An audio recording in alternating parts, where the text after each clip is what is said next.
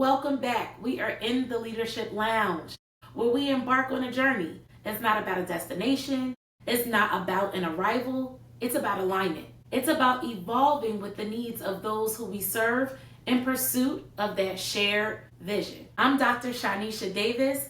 I am your host, and today we're talking about something subtle but so powerful. Unspoken doesn't mean unnoticed. Your patterns are the lesson. Let's jump into it. Leadership is not just about what we say. It's more so about what we do. And listen, leaders, the people we serve, the clients, our colleagues, they're learning more from our patterns than they are from our instructions. They're learning more from our presence than they are from the handbook. They're learning more from what we're modeling than they are from any directive we can ever give them. So today we're going to be talking about our default habits, our default traits, those things that happen under stress, those things that are unspoken, and how people are learning from those things. Who you are when you think people are watching and who you are when you think no one is watching, all of that is leadership. And so today we're going to start off with what are we modeling even when we don't intend to? Then we're going to go through a leadership scenario, talk about repair, one of the most powerful tools a leader can have, the skill to repair. And then we're going to end with some practical tips. So we're going to start with something that we all fundamentally know, but we often overlook. The fact that we're always modeling. Whether it's the way we enter the room, whether it's the way we hold silence, whether it's the way we respond to something when it goes unexpected, all of it we're modeling. All of it we're modeling. And people are watching and people are learning. They're learning what works here. They're learning what works here, and that becomes the culture.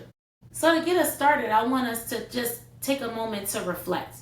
Reflect on these few things, whichever one resonates with you most. When I enter a space or when I walk into a room, do I greet everyone or do I greet the people I'm comfortable speaking to? After a tough conversation or a crucial conversation with someone, the next day, do I avoid eye contact or do I check in and reconnect? Here's one that I think many of us are guilty of. I know for sure I am. When I'm talking to somebody, do I give my full attention or am I multitasking as they're speaking? When I reflect on my recent conversations, are they mostly directives or are they questions? When I'm giving shout outs or recognizing someone, is it the same person over and over again or are there different individuals throughout the organization? When feedback is really hard to hear, I may not like what I'm hearing, do I get defensive or do I get curious? When we're in a room, a meeting, when things get kind of quiet but I see some head nods, do I take that as agreement or do I check in and make sure we're all on the same page? Just asking us to reflect on how are we showing up, because that's what people are learning. Because like I said, what we're consistently modeling, that becomes the culture. More so than the plaques on the wall, more so than what's in the handbook, more so than what's on the website, more so than the mantra that you may restate in a meeting or in the morning. What we are actually modeling as leaders, that's what people are experiencing, and that's how they learn what gets normalized here, what works here. But see, here's the thing. Most of this is happening when we don't realize it. When we're not conscious of how we're responding to someone or what facial expressions we're making. And again, this is not to seek after perfection. This is simply for us to become more aware. Because then when we're aware, we can be intentional about how we move forward with our teams and build the culture that we really intend to have. And that's why I say this inner work, it is not a detour from us getting to our results. It's actually the road to get to the results. This is the reason why this inner work is so important, because again, most of these things that we're modeling, we're not even aware that we're modeling it. So the more you get in tuned with you, the more intentional you can show up for your team. So as we move into this leadership scenario, I want you to really keep that reflection in the back of your head. What is it that I may be modeling when I'm not necessarily thinking about it? What shows up when that on switch isn't flipped? So as you keep you in mind, let's talk about Maria and how a moment she barely even noticed, many of us wouldn't notice, a moment she barely even noticed had a ripple effect that she did not intend. Maria is a mission-driven leader who really values her team. Under stress, like all of us, we have some default traits. Hers is she likes to keep the pace, keep the productivity going regardless of what's happening around her. So during one of her team meetings, tension surfaced between two colleagues. Nothing dramatic, but enough for the room to get quiet. Maria noticed it, she felt it, she even made eye contact. But instead of naming what was happening in the moment, she pivoted. She smiled lightly, kept things on schedule, and moved the agenda forward because there were only 10 minutes left in the meeting. After the meeting, she sent a clean summary with clear next steps. Polished, professional, and efficient. But two people had experienced that same moment and walked away with two very different interpretations. One teammate, who had been on the receiving end of some of that tension, felt unseen. They thought, if she didn't say anything, maybe she didn't think it mattered. Maybe she thought that thing was true. The other, the one whose behavior had been a little bit dismissive, took her silence as approval. If it was a problem, they figured she would have said something. See, here's the thing. It was the same moment, same leader, same silence. Two different understandings. Two different understandings that now have a ripple effect on how they show up in future moments. Here's what I want us to get from this scenario. Maria's teaching in that moment. She was teaching in her smile and teaching in her silence, teaching in her not addressing that moment, teaching in her valuing getting through the agenda. For some in that meeting, she modeled disengagement. For others in that meeting, she modeled being able to get through an agenda without distractions. So we're not here right now to dissect whether or not Maria made the right choice. What we do want to stamp, though, is that no matter what, we're always modeling something. We model in our tone, we model in our timing, we model in the way we do or don't follow up. Because in all reality, many leaders, most leaders, I really do believe, are the most well-intended leaders. However, leadership isn't just about what you intend. Leadership is about what people are experiencing. For Maria, that moment was subtle. But for some others, it shaped how they trusted in that moment. It shaped how they viewed being able to speak up in a meeting. And what's important to note that what's going to carry that weight are the future moments. And again, it's not about getting it right. It's not about whether or not Maria made the right choice or whether you would have made that same choice or not. What this is about is that inner work and being aware about what we're modeling and how that impacts the whole. Not just pieces, but the whole. So that brings me to my very favorite thing to model, which is repair. To me, it's one of the most powerful tools us leaders can have in our toolkit. The bravery to be able to repair. The inner work is about being aware enough to understand the impact.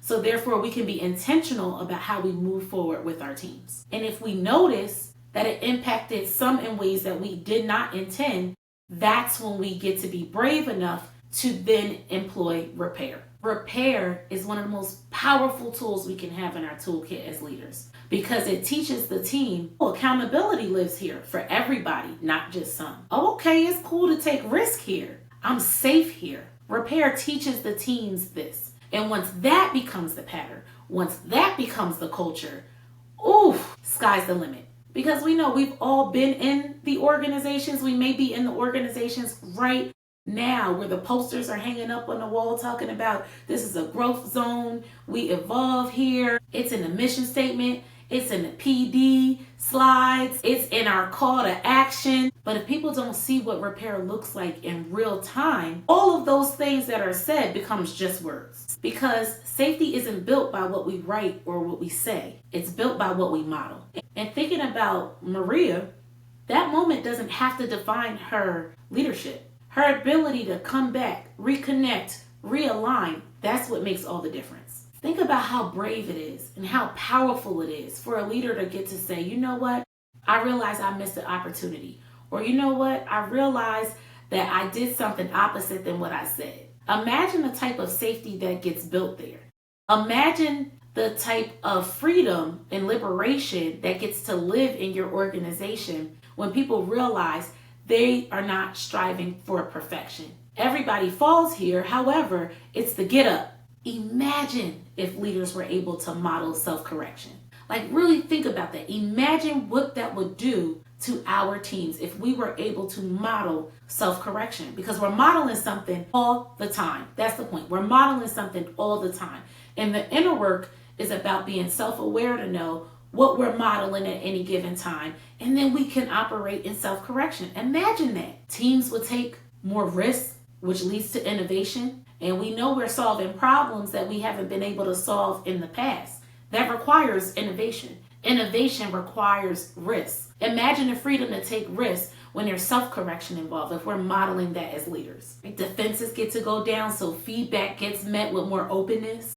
Most importantly, accountability is shared. And when accountability is shared, trust is built. And when trust is built, retention is high. And when retention is high, institutional knowledge is preserved, and therefore results can be sustained. So when we start normalizing self-correction, when we're intentionally being aware of how we're impacting individuals in our teams, our clients, our colleagues, then we're normalizing that self-correction. Not only does that help improve emotional safety, it improves performance. Because when people see that growth is really celebrated here, they don't have to hide behind mistakes. They don't have to point fingers. Because they understand this shared accountability, it makes us a real team. Not just because it says it on the wall, not just because it said it in onboarding, but because it's actually lived here. Again, I can't stress it enough. This is not about right or wrong, right? Making the right leadership decision or the wrong leadership decision. This is about awareness. Awareness to know how you're impacting your organization by impacting the people that are experiencing your leadership. This is about being able to show up better the next day than you did before. That's how we reach a vision. That's how we sustain results. So let's get into some practical tips that you can implement immediately. I said it before and I'm going to say it again. Build in a meeting with yourself. Have some reflection time. A space for you to set intentions and to reflect on those intentions. When you recognize that everything you do is a model, you'll understand that it's really important to reflect on how people experienced you that day. Having that reflection time allows you to do 4 practical yet powerful steps. Number 1, you get to audit your habits. We talked about this at the beginning of the episode. What do I do under pressure? And when everything is cool, people experience me this way.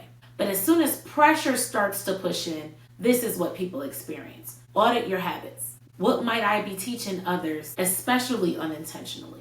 And the reason why I keep saying under pressure is because in ideal state, we're all the leader that we want to be in ideal state. It's when things get a little funky, it's when pressure starts to creep in, that then defensiveness may start to creep in for some of us. For some of us, it may be micromanaging.